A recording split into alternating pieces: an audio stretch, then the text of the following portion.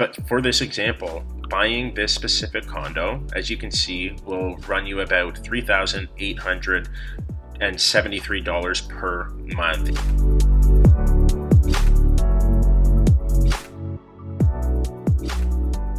Hey friends, today we are going to analyze a deal to find out what the entire cost is going to be for you to own your first condo near the Scarborough Bluffs in the city of Toronto. The Bluffs are just such a beautiful pocket here in the city, and I think it's really looked over by many people that aren't familiar with the East End. So what we're going to do today is we're going to go on the MLS, we're going to find a condo unit that's available for sale right now, and then we're going to break it down step by step so that you know the entire cost. Make sure that you stick around for the whole entire video because it may surprise you that you're closer to your goal of home ownership. Before we get to it, I would like to ask if you can like this video if you find value from this type of content and subscribe to our page. It would really help us out. Let's get into it.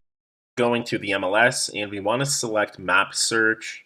We don't want residential freehold because those are way more expensive. We want to go after the condominium asset class because that is a much more affordable starting point for first-time home buyers. So we'll go continue. And now, as you see, we have our map come up here. The Scarborough Bluffs will run from, call it around Southport Union, and follow Kingston Road all the way down to the beaches. You see Woodbine here. So we're going to take it just before we come to the beaches. Beautiful area of the city. But for this example, we're going to be doing the Scarborough Bluffs. So we'll draw our box starting, call it around Guildwood. And we'll go down Kingston Road. And we'll stop just before the beaches, and we'll draw our box here. So along Kingston Road right here, they're building a ton of new condominiums, which is really, really exciting. But we want this example to be affordable. So we want to find condos that are going to be under $625,000. So we will go, and we see there are 16 results. So we'll organize the contract date so that the newest ones are going to appear at the bottom. And now let's find a unit. 2799 Kingston Road. We have a 2-bedroom available for $579,000. I like this one. Let's click and let's see if these pictures are good. No offer dates, a plus. So as we can see, my initial thoughts are super bright, spacious, and it is a functional design. It's not like you're trying to be super creative with how you will design the space. You're able to have a nice couch there, TV, all beside the kitchen. This is one bedroom, and that is the other bedroom. So there's a shot of the building from the outside and the rest of the unit. So this is it, empty. I liked it virtually staged because you get a better sense of how you would set it up yourself. Okay, so this looks like a unit that we could work with. They don't have the taxes here. For this example, we will use $1,600 for the year. Our purchase price, like I said, is just below $580,000. And something that we have to note for condominiums is you have a maintenance fee, and that maintenance fee for this condo is $491 that you have to pay monthly with your mortgage. So next step that we want to do to see how much this place actually is going to cost us, you want to go to a mortgage calculator. I'm just on my website right now, but there are many similar products out there online, and it's really easy to navigate. So we will put our purchase price in of $579,000. We'll hit go, and then we can see these are our different down payment amounts. For this example, I'm going to be focusing on the 10% down payment, amortization, 25 years. For this example, we will pick a fixed rate, this one here. So 4.69%, and we will see that our total monthly mortgage payment is going to come out to be $3,031. We're not done yet though. We are buying in Scarborough, which is in Toronto.